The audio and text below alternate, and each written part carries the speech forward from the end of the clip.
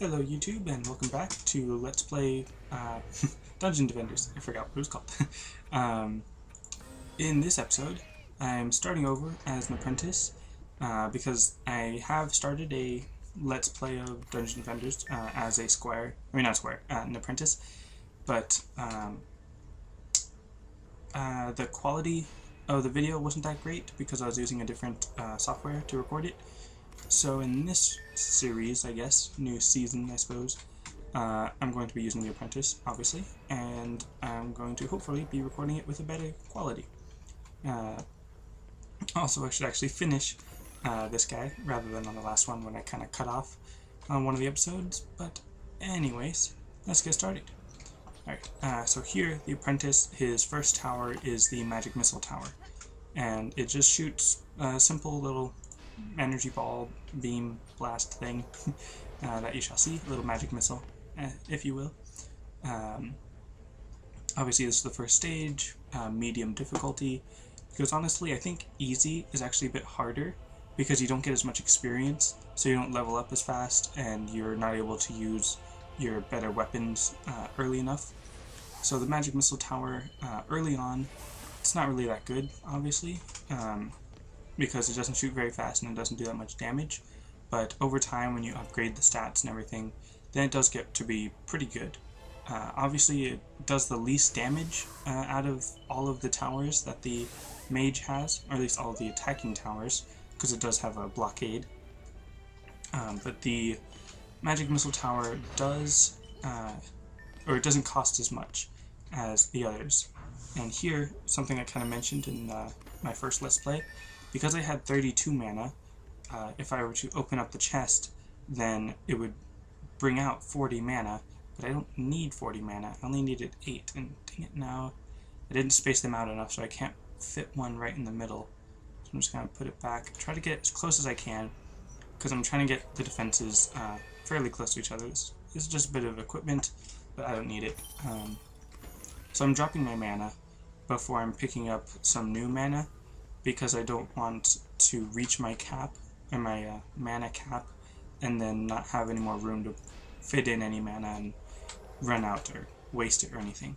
Now, it stays on the ground and uncollectible for 20 seconds, so obviously once you... Actually, this I think is actually helpful, but I'm probably not really going to use it, but I'll explain it later.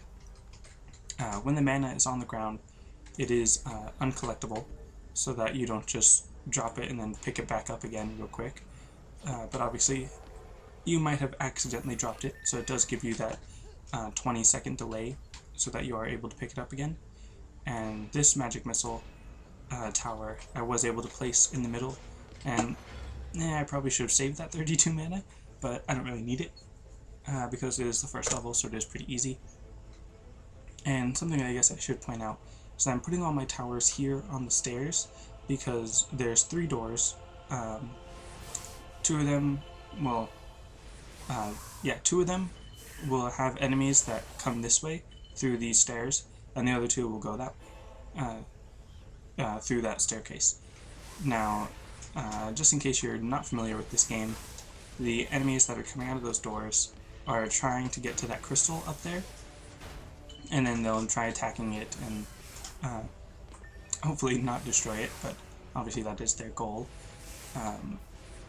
So my job is to just put down defenses or any towers and destroy them before they get to the crystal.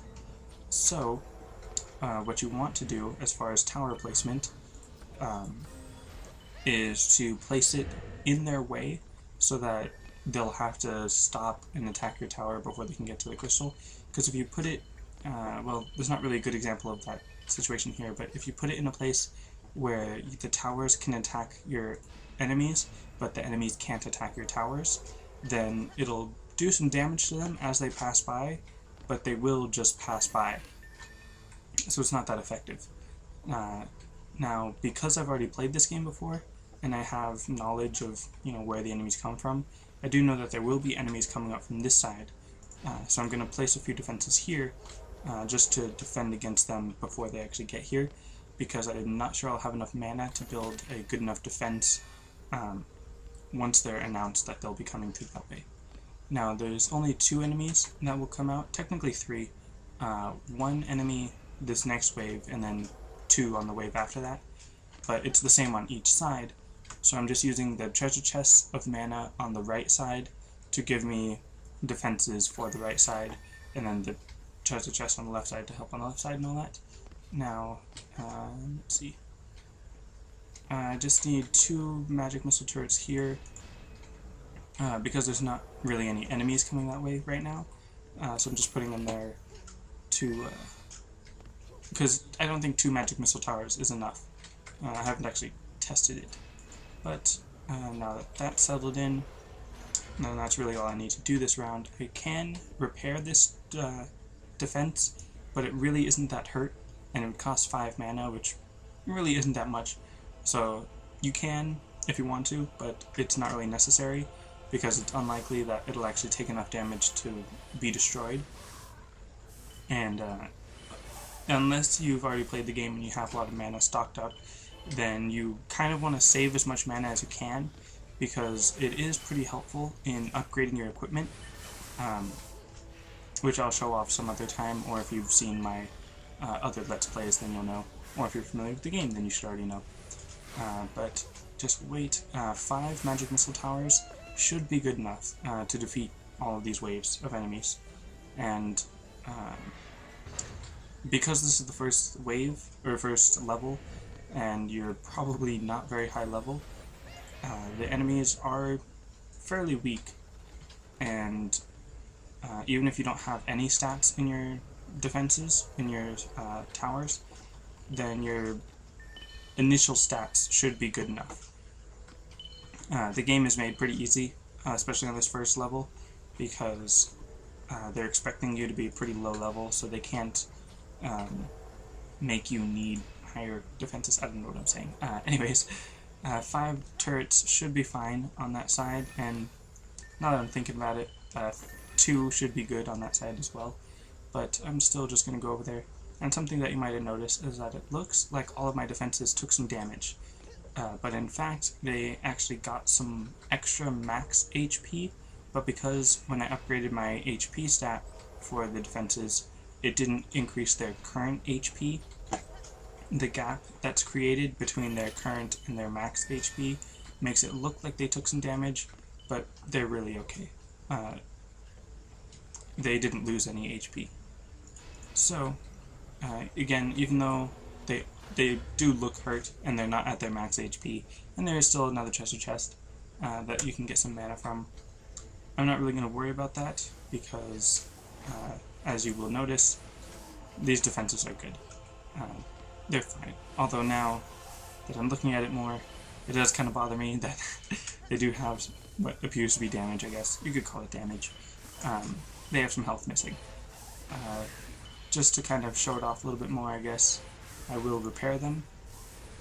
You can press 4 on your keyboard, or you can bring up the middle mouse button wheel. I'll show that off in a second. But I always use the hotkeys on the keyboard, just because it's a lot easier and quicker. Alright, so if you press the middle mouse button, it'll bring up this wheel. And there's a few different things you can do: sell, repair, upgrade, summon, or just look at your hero stats. So just click on repair and then mouse over to whichever one you want. And another good thing, well, not really another good thing, I haven't talked about any good things, but anyways, once you activate or like press 4 or click that option to repair, it'll automatically put your mouse cursor over where you want to attack. Now, this is something I should address. In the very beginning, there will be these archers that will be quite frustrating, because they have a pretty long attack range, and they'll be attacking from a distance and not being hurt by your towers. So you'll have to go in and attack on your own, with your own attacks, obviously. And they should go down pretty easily, because it is the first level, so they don't have much HP or anything. But it can be a little frustrating to have to go in and kill them yourself, because, you know, that's what the defenses are for. If you were to upgrade your tower's range more than the other stats, then I'm pretty sure the archers wouldn't be a problem because of that. but I like to upgrade all of my stats evenly and just give 1 point to each stat evenly, so that it looks all nice and neat or whatever. It really doesn't make much of a difference. I'm sure that there are probably more efficient ways on where to spend your points to make sure that your towers are as good as they can be, but I am perfectly fine and content with the way that I do it, because it's pretty much always worked. I've never really had a problem with my towers being under-leveled, and if I ever did, then I just need to level up like 1 or 2 more levels, and then they'll be fine. Or I needed better tower placement or something. I will say that tower placement tends to be a little bit more important than the tower stats, because especially for some of the challenges or special mission type things, even if you have like the super invincible infinite stats and everything, if you don't have good tower placements, then you're really not going to do very well in special missions. Obviously that it does depend on the mission, but for the most part you do need to know where to put your towers. Alright, now the equipment.